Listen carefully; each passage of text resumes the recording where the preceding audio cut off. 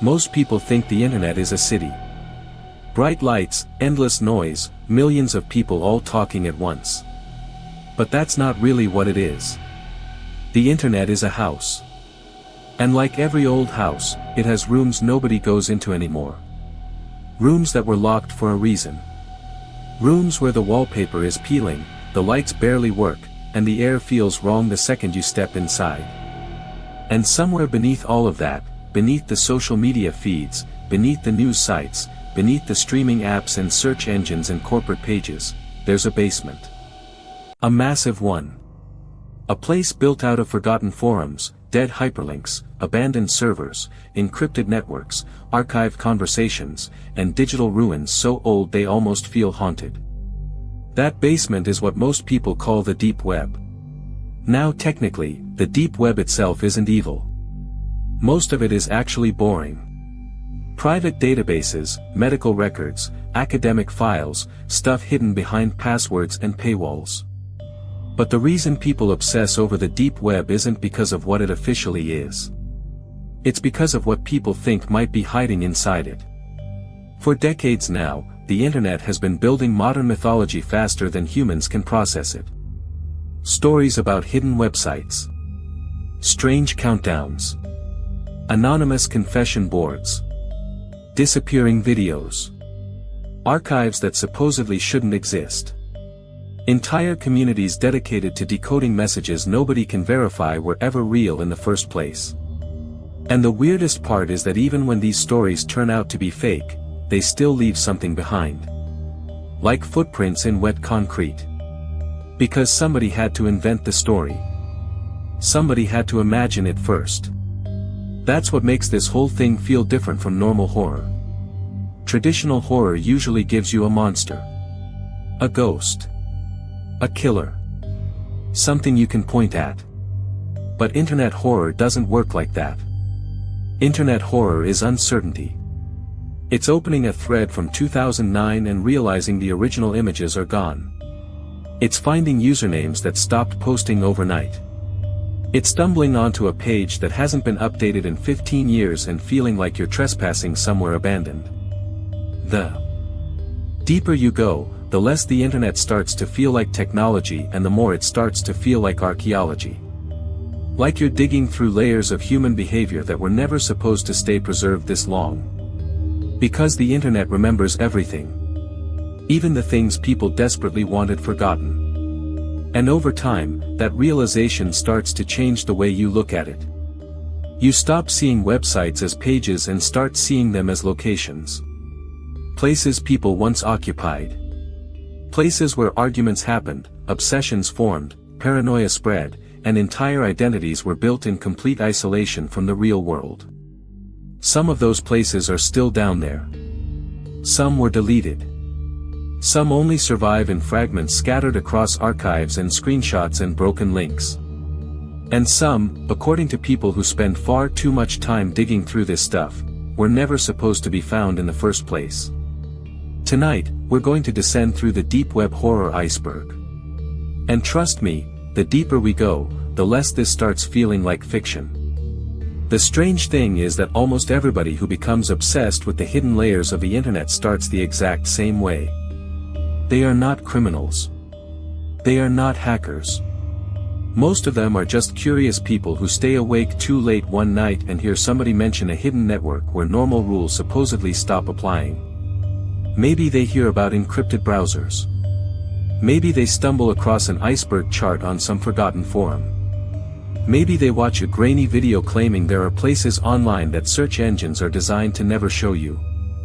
And once that idea enters your brain, it becomes difficult to let go of. Because humans are naturally attracted to sealed doors. If somebody tells you there is a room you are not allowed to enter, part of your mind immediately wants to know what is inside. That curiosity is the fuel that built almost every deep web legend we are about to talk about. But before we go deeper, there is something important to understand. The internet already feels infinite to most people. Billions of pages, millions of videos, endless conversations happening every second. Yet, according to most estimates, the part we actually see every day is tiny.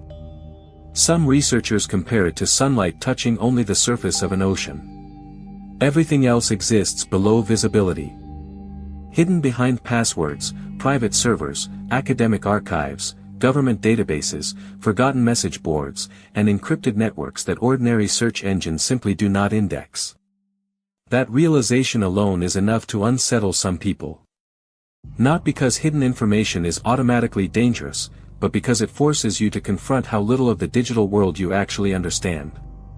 And once people realize that invisible layers exist, the stories begin multiplying immediately. Suddenly every rumor feels possible. Every missing web page becomes suspicious. Every unexplained screenshot starts looking like evidence of something larger. The internet becomes less like technology and more like folklore. Entire myths formed around this feeling during the early 2000s. Stories spread through forums and image boards about hidden live streams, impossible websites, anonymous groups, secret experiments, strange files buried inside encrypted directories, and pages that supposedly change depending on who accessed them. Most of these stories were fake.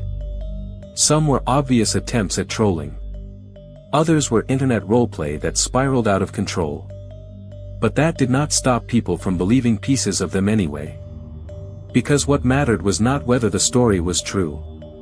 What mattered was that it felt true enough to exist.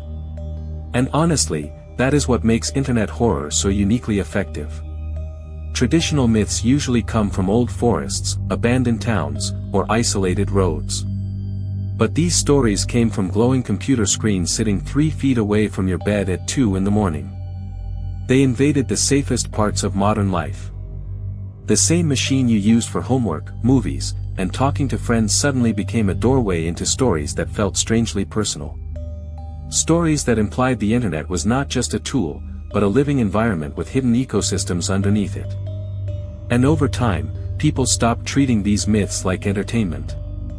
They started mapping them, categorizing them, building iceberg charts, ranking stories from surface-level rumors to concepts so obscure and unsettling that even discussing them felt uncomfortable. It was like humanity accidentally created a new kind of campfire folklore, except instead of gathering around flames in the woods, we gathered around monitors glowing in dark bedrooms while the rest of the house slept. And somewhere along the way, the line between fiction and reality started getting harder to see. Eventually, every discussion about hidden internet horror arrives at the same subject. The so-called red rooms. If you were online at any point during the late 2000s or early 2010s, you probably heard somebody mention them in passing like they were an established fact. Secret live streams hidden somewhere in encrypted corners of the internet where viewers could supposedly pay cryptocurrency to influence what happened on screen in real time. The stories spread everywhere. Forums, creepypasta sites, conspiracy videos, anonymous image boards. Entire communities became obsessed with finding proof they existed. And honestly, this is where the internet starts becoming fascinating for all the wrong reasons. Because almost every serious investigation into these stories leads to the same conclusion. There is no confirmed evidence that the classic version of these broadcasts ever actually existed. Most cybersecurity researchers, journalists, and long-time deep web users agree that the majority were scams, hoaxes, shock marketing, or internet folklore amplified through repetition. But somehow, that realization never made the stories disappear. In fact, it almost made them stronger. Because once people accepted the original legends were fake, a different fear started replacing them. Why were so many people desperately trying to find them in the first place? Think about that for a second. Thousands of users spent years searching through encrypted networks hoping to uncover evidence of something horrifying that probably was not even real. Entire forums formed around decoding hidden links, investigating suspicious websites, and analyzing screenshots that usually turned out to be fabricated. But the obsession itself was real. That is the unsettling part. The internet had accidentally created a psychological experiment where rumor became more powerful than reality. And once you start noticing that pattern, you see it everywhere. There were websites claiming to host forbidden live streams that turned out to be countdown timers leading nowhere. Hidden pages that displayed strange symbols and ambient audio before vanishing a week later. Message boards filled with anonymous users insisting they had seen something impossible, only for all evidence to disappear before anyone could archive it. Most of it was nonsense. Some of it was performance art. Some was probably teenagers creating myths because the internet rewarded attention above all else. But collectively, these stories built an atmosphere. A feeling that there were hidden corners online where normal social rules stopped applying. And eventually, the myths themselves became more disturbing than anything they originally described.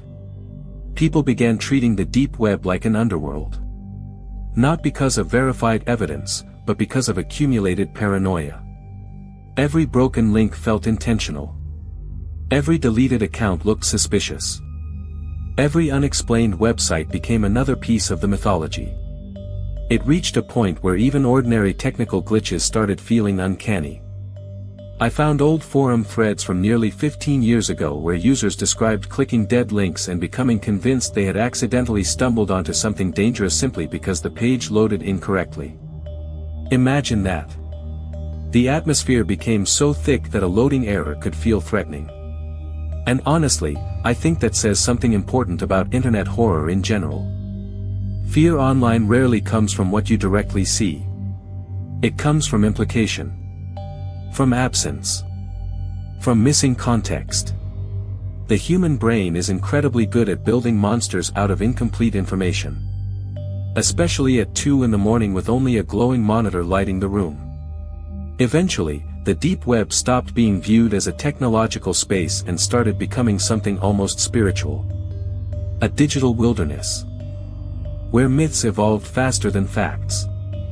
And the deeper people searched for evidence of hidden horrors, the more they accidentally revealed something much stranger about themselves.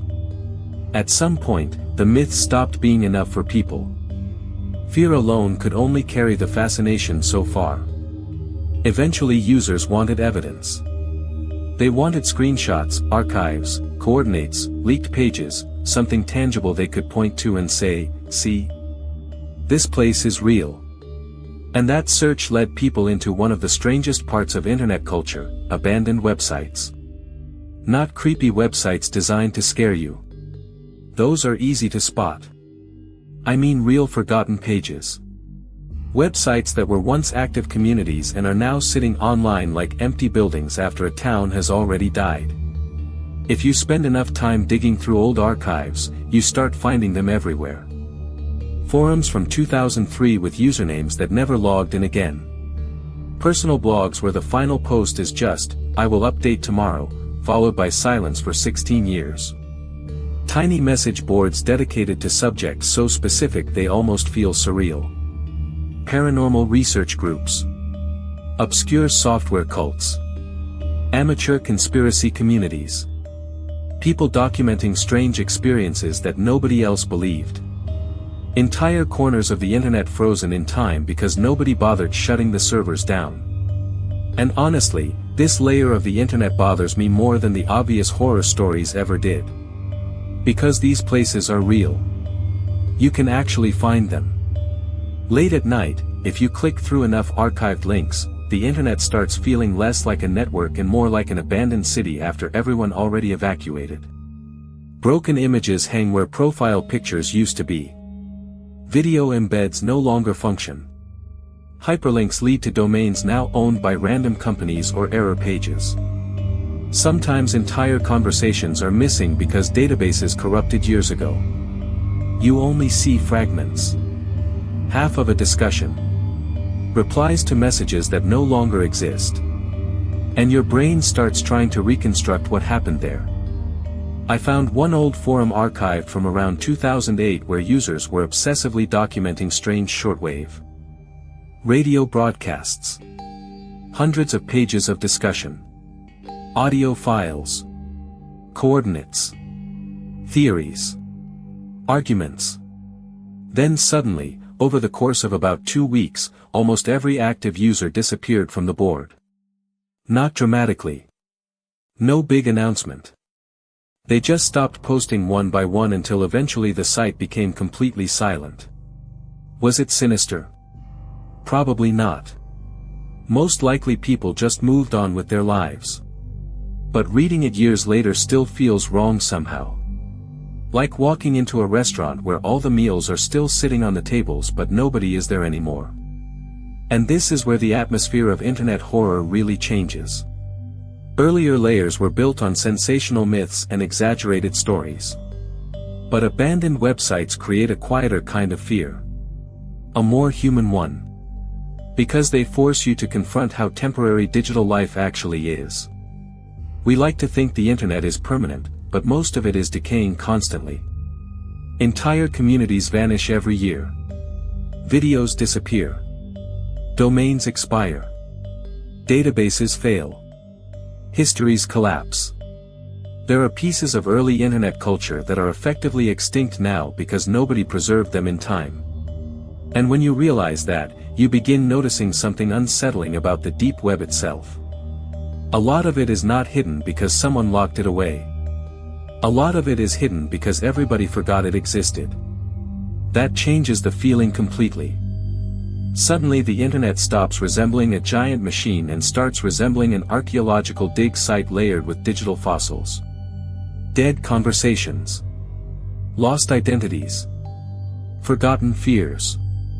And somewhere buried beneath all of that are places so isolated and strange that even longtime internet users hesitate to talk about them seriously. Because once you spend enough time wandering through abandoned corners online, you begin developing an uncomfortable realization. The scariest thing down there might not be what people are hiding. It might be how easy it is for entire pieces of human existence to quietly disappear without anyone noticing at all. The deeper researchers pushed into forgotten parts of the internet, the stranger the environment itself started becoming. Not dangerous in the traditional sense. Just psychologically wrong. There is a concept some long-time internet users talk about called liminal web space. It is difficult to define exactly, but you know it when you encounter it. It is the feeling you get when you find a website that does not seem made for normal human interaction. Pages with no clear purpose. Endless walls of text. Random collections of symbols. Loops of ambient audio playing through outdated media players. Entire directories filled with unlabeled files. No advertisements. No branding. No obvious creator. Just the sensation that you have opened something you were never expected to find.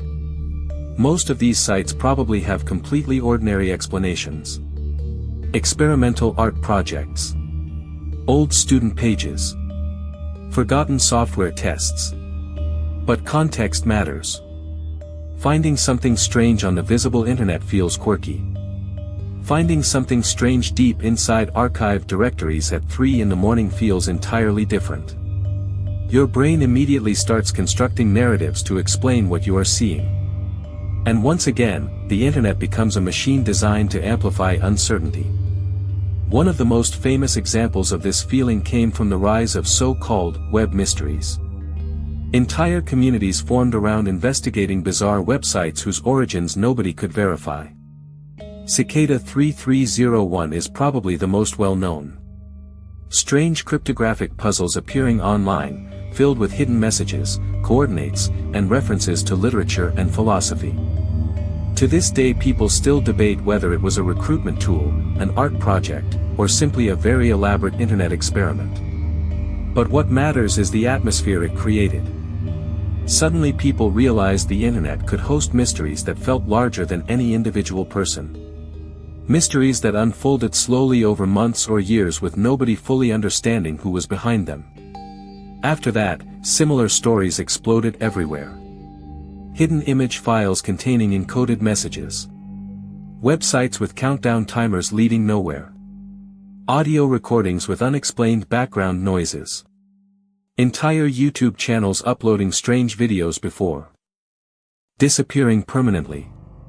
Again, most of this probably had reasonable explanations. But when these stories stack on top of each other year after year, they begin changing the emotional texture of the internet itself. You stop feeling like a user and start feeling like an explorer wandering through ruins left behind by people you will never meet. And honestly, this is the point where the internet starts feeling less technological and more dreamlike. Normal reality has structure. You know who made things. You know why places exist. But online, especially in isolated corners, causality starts breaking apart. You find pages with no origin. Videos without context. Messages written for audiences that no longer exist. Sometimes you cannot even tell if something was meant seriously or ironically because internet culture eroded the line between sincerity and performance years ago.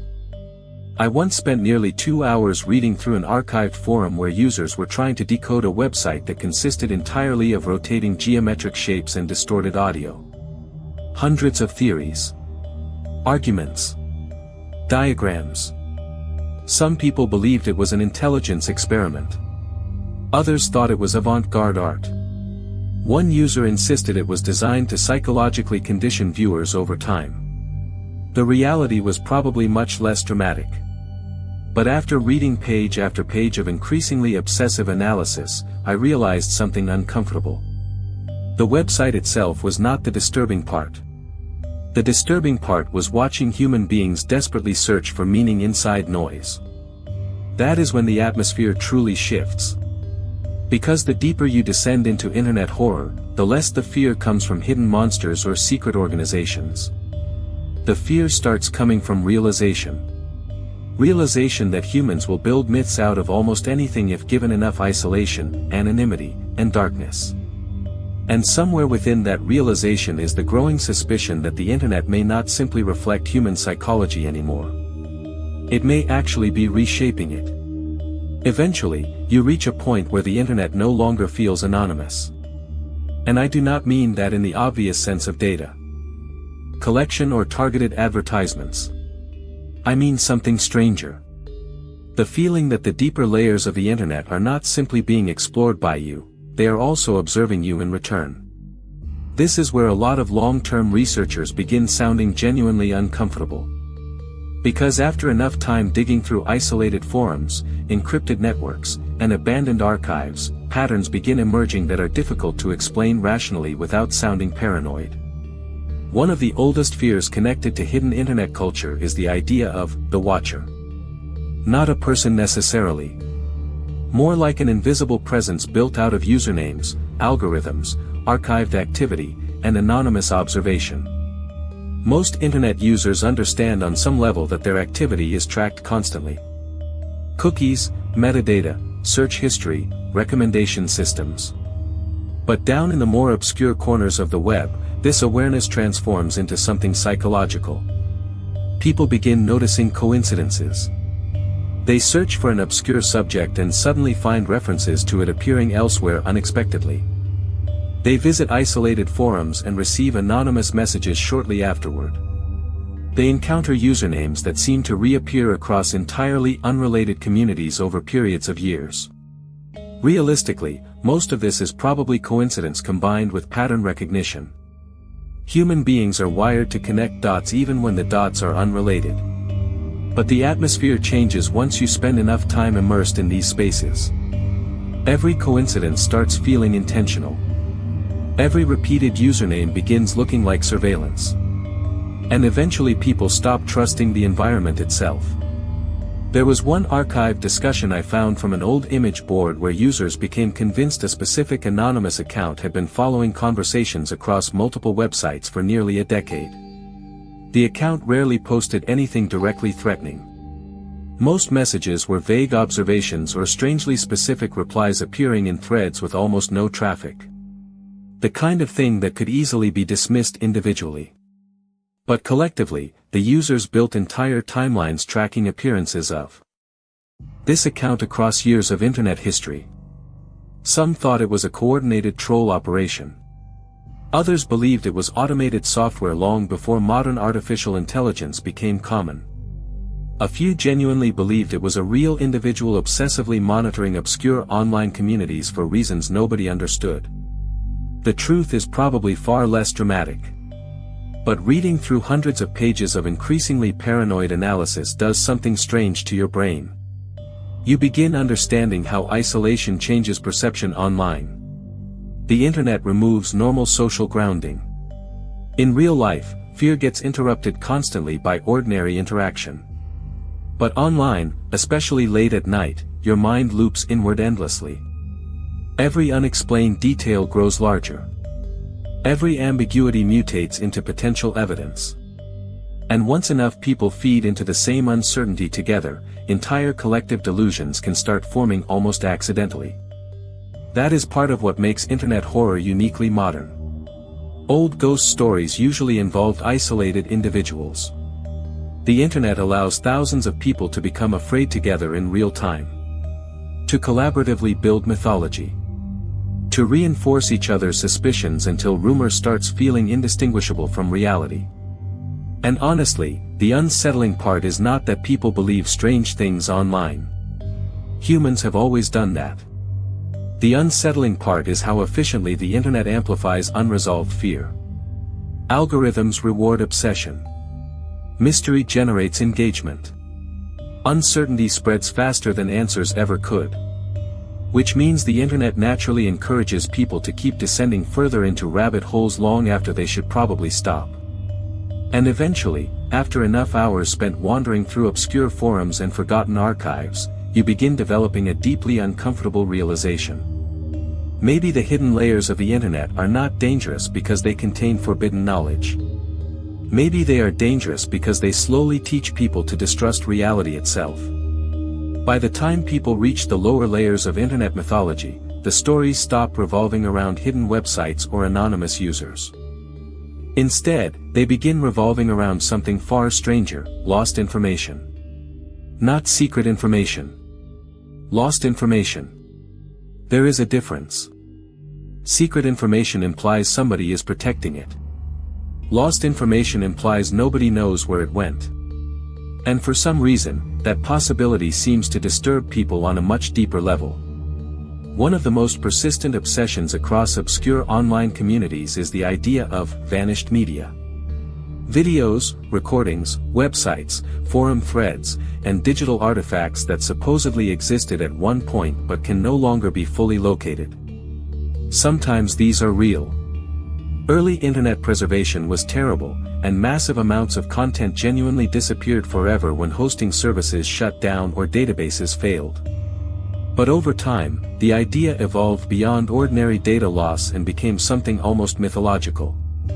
Entire communities formed around searching for pieces of media that may not have even existed in the first place. Lost episodes. Missing broadcasts. Deleted uploads. Strange recordings remembered by dozens of people but never recovered. And honestly, this is where the atmosphere becomes genuinely eerie. Because memory itself starts becoming unreliable. You will find old threads where hundreds of users insist they remember the same strange video from years earlier, yet nobody can produce a copy. Sometimes descriptions match perfectly between people who supposedly never interacted before. Other times details contradict completely. And the longer these searches continue, the more distorted the original memory becomes until nobody even knows what they are truly looking for anymore.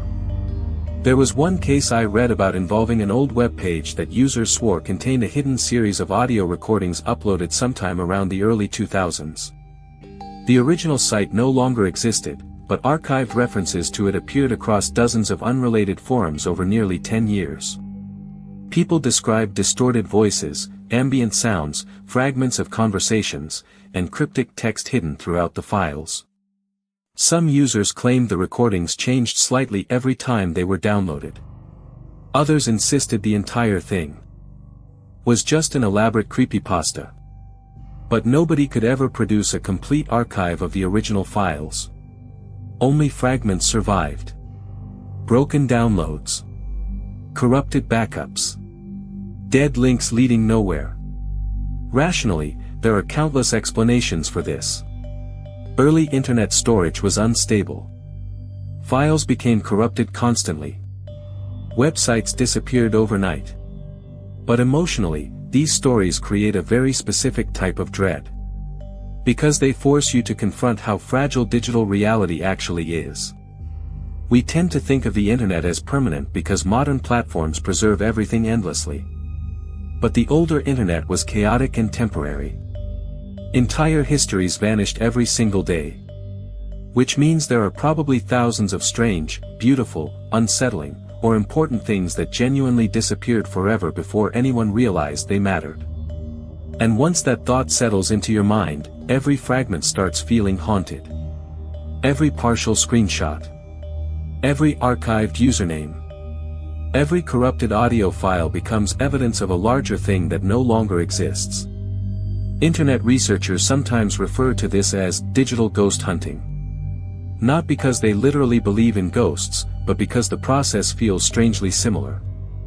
You are searching for traces of something through incomplete evidence left behind in abandoned spaces.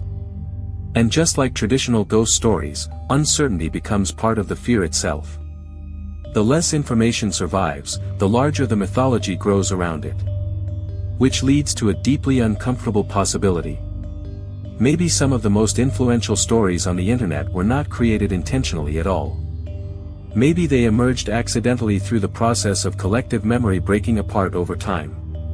Because once enough people begin searching for something mysterious together, the search itself becomes more important than whatever was originally being searched for. And somewhere down in the deepest parts of internet culture, there are people who have spent years chasing fragments of things they are no longer even sure were real to begin with. At this stage, something unusual starts happening to the people who spend too much time exploring these hidden layers. They stop talking about the internet like it is a collection of websites. Instead, they begin describing it like an organism. Something evolving on its own beneath human control. And honestly, that sounds ridiculous until you realize how much of modern internet activity is no longer directly shaped by people at all. Algorithms decide what gets amplified. Recommendation systems determine what millions of users see every day.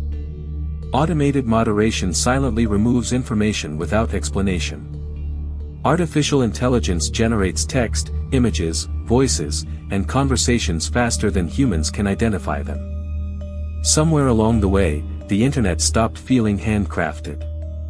It started feeling alive. This realization gave birth to one of the strangest modern fears connected to hidden internet culture, the idea that somewhere beneath all the visible systems, there are networks operating beyond normal human awareness entirely. Not secret organizations in trench coats controlling the world. Something colder than that.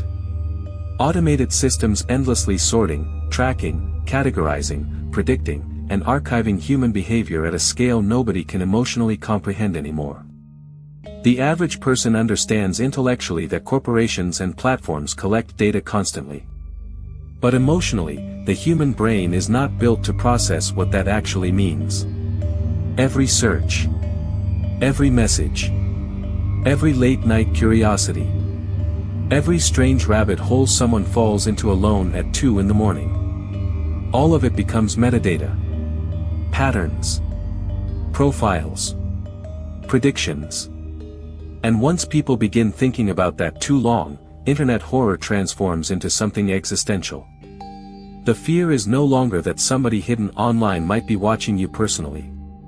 The fear becomes realizing that observation itself has become automatic. Constant. Invisible. There were old forum discussions from the early 2010s where users speculated that recommendation algorithms were beginning to shape internet culture faster than humans could consciously react to it. At the time, this sounded paranoid. Now it just sounds normal. Entire communities rise and collapse because systems decide what gets visibility. Myths spread because engagement is rewarded over accuracy. Fear multiplies because emotionally charged information travels faster than calm explanations ever can. Which creates a disturbing feedback loop. The internet amplifies paranoia, paranoia creates mythology, mythology drives engagement, and engagement teaches algorithms to amplify the mythology even further. Eventually nobody can fully tell where the cycle started anymore. And this is where hidden internet horror becomes genuinely modern in a way older generations probably could not have imagined. Ancient humans feared dark forests because they could not see what lived inside them. Modern humans built a digital forest themselves and then handed navigation over to systems they barely understand. There are moments researching this stuff where the atmosphere changes completely. You stop feeling like you are exploring hidden corners of the internet and start feeling like the internet itself is quietly shaping the behavior of everyone inside it. Not maliciously. Not consciously. Just mechanically. Relentlessly. Like weather patterns forming inside a machine too large for any individual person to fully observe. And honestly, that possibility unsettles me more than any ghost story ever could. Because ghosts at least imply intention. But algorithms do not hate you. Systems do not fear you. Archives do not care about you. They simply continue operating endlessly whether humans emotionally understand them or not. Which leads to a very uncomfortable realization once you descend deep enough into these rabbit holes. Maybe the internet is no longer simply a reflection of humanity. Maybe humanity is slowly becoming a reflection of the internet instead. Somewhere near the bottom of all of this, after the myths and the abandoned forums and the lost archives and the paranoia and the algorithms, you eventually arrive at the final uncomfortable truth about hidden internet horror. None of it is really about hidden websites. It never was. The reason these stories affect people so deeply is because they expose something humans normally work very hard to ignore. We are creating the largest archive of human consciousness in history, and nobody fully understands what that means yet. Think about it. Every generation before us lost enormous amounts of itself to time. Conversations disappeared. Memories faded. Personal thoughts vanished forever the moment someone died. But now, entire lives are being preserved digitally in ways human beings were never psychologically prepared for. Old posts remain online decades later. Messages outlive relationships. Videos survive after creators disappear. Voices remain archived long after people stop speaking. And somewhere buried underneath billions of pages and servers and backups is an almost complete fossil record of modern human behavior. That realization changes the entire atmosphere of the internet once you truly sit with it long enough. Suddenly abandoned websites stop feeling empty. They start feeling preserved. Like digital ruins frozen in time. A person posts every day for 7 years and then suddenly vanishes forever, yet their words remain exactly where they left them. Somebody uploads music to a forgotten page in 2006 and dies years later, but strangers continue listening long afterward without ever knowing. Entire communities disappear while their archives quietly continue existing beneath the surface of the modern web like buried civilizations underneath a city. And maybe that is why the deeper layers of internet horror feel so existential compared to older forms of fear. Traditional horror usually ends when the monster leaves. But the internet does not leave. It remembers. Constantly. Even when information gets deleted, traces often survive somewhere. Screenshots. Archives. Metadata. Cached pages. References in old discussions. The internet developed its own form of memory, fragmented and imperfect but disturbingly persistent. Which creates one final layer of unease underneath everything else we have talked about tonight. What happens when humanity creates something capable of remembering more about us than we remember about ourselves? There are already people today who can reconstruct entire periods of their lives through old posts, search histories, archived conversations, and forgotten uploads. Not because they intentionally preserved those moments, but because the system preserved them automatically. And as artificial intelligence continues advancing, that archive becomes even stranger. Systems are beginning to analyze patterns humans cannot consciously notice. Speech habits. Emotional tendencies. Behavioral predictions. Digital reflections of people built entirely from fragments scattered across the internet. Again, none of this is supernatural. That is what makes it unsettling. We built all of it ourselves. Brick by brick. Post by post. click by click. The modern internet is not haunted because ghosts live inside the machine. It feels haunted because humanity accidentally left pieces of itself everywhere inside it. And sometimes late at night, when you fall deep enough into forgotten forums and archived pages and broken hyperlinks leading to places nobody visits anymore, you can almost feel the weight of all those abandoned fragments pressing back against you. Millions of people speaking into the dark across decades, most of them believing their thoughts would disappear the moment they closed the screen. But they did not disappear. They just sank lower. Buried beneath